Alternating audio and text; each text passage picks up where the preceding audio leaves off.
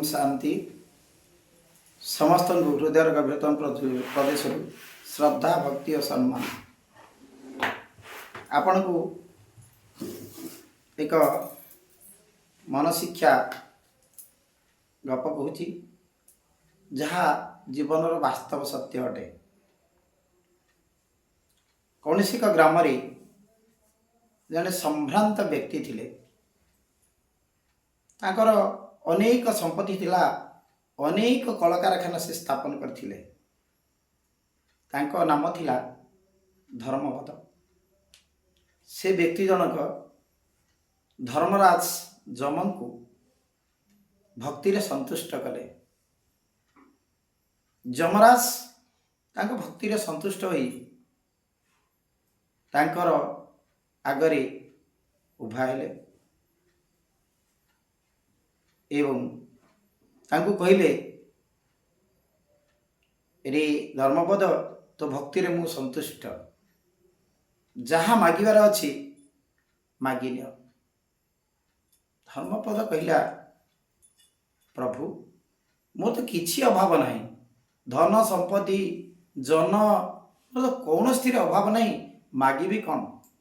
जदि आपण चाहुचंदी देवा पाई मते एई वर दियंतु जे मु मरिया पूर्वरु गोटे वर्ष थिबो, मु मरिबार गोटे वर्ष थिबो, मते आपण टिके सूचे देबे, गोटे चिट्ठी माध्यम मते टिके जणे देबे।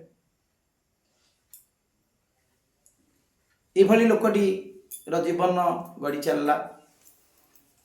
से अनेक भेजाल कारबार लिप्त रहिला। समस्त नकली खाद्य विभिन्न नकली जिनस बाजार बिक्री करी अनेक धन संपत्ति रोजगार कला। पुआ मान को बड़ कला। एई भली कर्ममय जंजाल भितरी थरे जने ब्रह्मा कुमारी तांको पाखक आसिले, कहले हे महात्मा आपनकर समय अतिक्रांत, आपण आश्रम टी आसुना टिके भगवान कथा श्रवण करंतु। जीवन अंतिम मुहूर्त रे अंततः किछि भल काम तो करंतु। से कहले अरे माँ मते समय कहीं देखुच मोर इति बड़ जंजाल, पुओटा टिके बड़ होना, पुओटा टिके बड़ हो जातु, समस्त पुआ मान को ए कारखाना विषय टिके बुझे देवी, तापरे मोर आ किछि काम नथिबो, तापरे जिबा धर्म कर्म करिबा, आश्रम जिबा। एई भली समय अतिक्रांत होई चलिला। तो पुआ माने मध्ये बड़ हेले। पुआ माने बापांकर कारखाना सब संभाळ लेले। तापरे पुणी एक दिन ब्रह्मा कुमारी भौणी कहछन्ती बापा एथर तो आपण काम सरला ना, आसंतु जिबा। केदु लोकटी कहिछि भौणी मोर आहुरी काम बाकी अछि, मो पिला गुडा बाहा ही नादी, से बाहा हेबे, ताकर पुओ झियो टिके हबो, नाती नातुणी टिके देखिबी, तापरे जेतले आउ किछि काम नथिबो ना, मोर सब कामना पूर्ण हो जाइथिबो, तापरे जिबी। किंतु विधिर विडंबना समय आसी तांकर हार्ट चोकर मृत्यु होइछि। व्यक्ति जेतले मरि जाइछन्ति, जमदूत माने आसीछन्ति, देखिले लोकटी महापापी, अनेक पाप कर्म करिछि, तांको नै जमक दरबार हाजर करछन्ति। जम पचारले चित्रगुप्त ए लोक कौन करिछि। चित्रगुप्त पांजी देखि कहले आज्ञा ये अनेक भेजाल काम करिछि, अनेक नकली जिनिस बाजार को छाड़ी अनेक धन संपत्तिर अधिकारी होइछि। अरे कौन पुण्य काम करिछि ना आज्ञा किछि करिनि, ताले आपको दंड दिया जिवो। सेठी धर्मपद कहूछि जमराज आपण को भूली गले, आपण देइथिया प्रतिश्रुति आपण भूली जाइछन्ति। आपण परा मते बर देइथिले, मु मरिया पूर्व गोटे वर्ष पूर्व मते चिठी दे बोली, कहीं गोटे चिठी तो मु पाइनी। जमराज कहले कौन गोटे चिठी, ତୋତେ ଆଠଟା ଚିଠି ଆଠଟା ଚିଠି ତୋତେ ପଠେଇଛି, ତୁ ପାଇଲୁ କ'ଣ? କାହିଁ କୌଣସି ଚିଠି ତ ପୋଷ୍ଟରେ ମୋ ପାଖକୁ ଆସିନି। ଆସିଛି ଭାଇ, କିନ୍ତୁ ତୋ ବିବେକ ଅନ୍ଧ ଥିବାରୁ, ତୁ ଜ୍ଞାନାନ୍ଧ ଥିବାରୁ, କେବଳ ଧନ ସମ୍ପତ୍ତିରେ ବଜିଥିବାରୁ ସେ ଚିଠି ଗୁଡ଼ିକୁ ତୁ ବେଖାତିର କରିଛୁ। ସେ ଚିଠି ତୋ ନଜରକୁ ଆସିନି। କହିଲେ କେମିତି? ନାରେ ପ୍ରଥମ ଚିଠି ଯେତେ ତୋତେବେଳେ 40 ବର୍ଷ ହେଲା, ଗୋଟେ ଚୁଟି ପାଚିଲା, ଗୋଟେ ଚୁଟି ସବୁ ତୋର ପାଚିଲା, ସେଟା କ'ଣ ପ୍ରଥମ ଚିଠି ନୁହେଁ କି? ଆରେ ତୋର ବୟସ ଆସିଗଲା,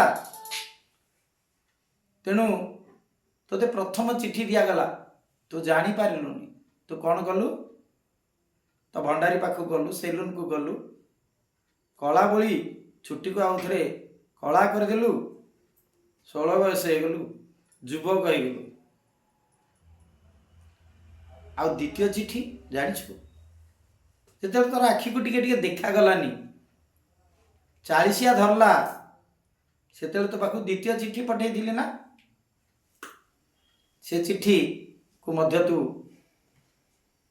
ଅବହେଳା କରିଛୁ, ତାକୁ ବେଖାତିର କରିଛୁ। ଯେତେବେଳେ ତୋତେ ଟିକେ ଟିକେ ଦେଖାଗଲାନି, ତୁ ଭାବିଲୁ 40 ଧରିଲା, ଡାକ୍ତର ପାଖକୁ ଗଲୁ, ଡାକ୍ତର କ'ଣ କଲେ? ତୋ ଆଖିର ପାୱାର ବଢ଼ିବା ପାଇଁ, ତୋ ଆଖିର ଜ୍ୟୋତି ବଢ଼ିବା ପାଇଁ ତୋତେ ଚଷମା ଲେଖିଦେଲେ।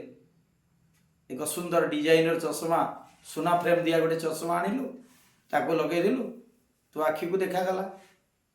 ତେଣୁ ଦ୍ୱିତୀୟ ଚିଠି ମଧ୍ୟ ମୋର ଫେଲ୍ ମାରିଲା। ତୃତୀୟ ଚିଠି ତୋ ପାଖକୁ ପଠେଇଲି, କାନକୁ ଯେତେବେଳେ ଟିକେ ଟିକେ ଶୁଭିଲାନି, ତୁ କ'ଣ କଲୁ? ସେ ଚିଠିକୁ ମଧ୍ୟ ଅବହେଳା କଲୁ, ସେ ଚିଠିକୁ ମଧ୍ୟ ବେଖାତିର କଲୁ। ଡାକ୍ତରଙ୍କ ପାଖକୁ ଗଲୁ, ଡାକ୍ତର ଏକ ଶ୍ରବଣ ଯନ୍ତ୍ର ଲେଖିଦେଲେ, ଶ୍ରବଣ ଯନ୍ତ୍ର କିଣି ଆଣିଲୁ, କାନରେ ଦେଇଦେଲୁ, ଭଲ ଶୁଭିଲା। ତେଣୁ ବୟସକୁ ଭୁଲିଗଲୁ, ପୁଣି ଅପକର୍ମରେ ଲିପ୍ତ ହେଲୁ। ଚତୁର୍ଥ ଚିଠି ତୋ ପାଖକୁ ପଠେଇଲି, ଯେତେବେଳେ ଆଣ୍ଠୁ ଗଣ୍ଠି କାଟିଲା, ବାତ ହେଇଗଲା, ଯେତେବେଳେ ଆଣ୍ଠୁ ଗଣ୍ଠି ପୀଡ଼ା ହେଲା, ସେତେବେଳେ ତୁ ଜାଣିଯିବା କଥା ମୋର ଶେଷ ସମୟ ଉପସ୍ଥିତ। କିନ୍ତୁ ତୁ କ'ଣ କଲୁ? ଡାକ୍ତର ପାଖକୁ ଗଲୁ, ତୋତେ ସୁନ୍ଦର ଇଞ୍ଜେକ୍ସନ ଗୋଟେ ଦିଟା ଫେଡ଼ୁଥିଲେ,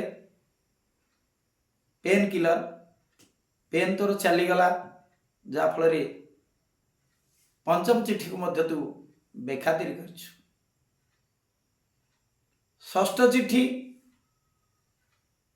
ଧନ ଲୋଭରେ, ପ୍ରଚୁର ପଇସା ଲୋଭରେ ତୁ କ'ଣ କଲୁ? ପ୍ରଚୁର ମିଠା ଖାଇ ଚାଲିଲୁ, ଯାହାଫଳରେ ତୋତେ ଡାଇବେଟିସ୍, ମଧୁମେହ ଭଳି ଦୁରାରୋଗ୍ୟ ବ୍ୟାଧି ହେଲା।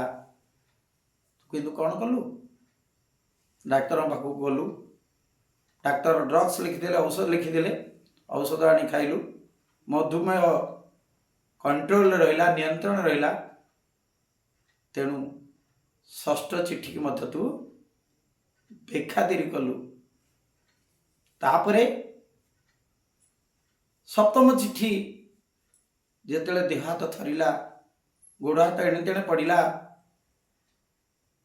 ସେତେବେଳେ ହେ ଭଗବାନ ମୋତେ ରକ୍ଷା କର ବୋଲି କହିଲୁ।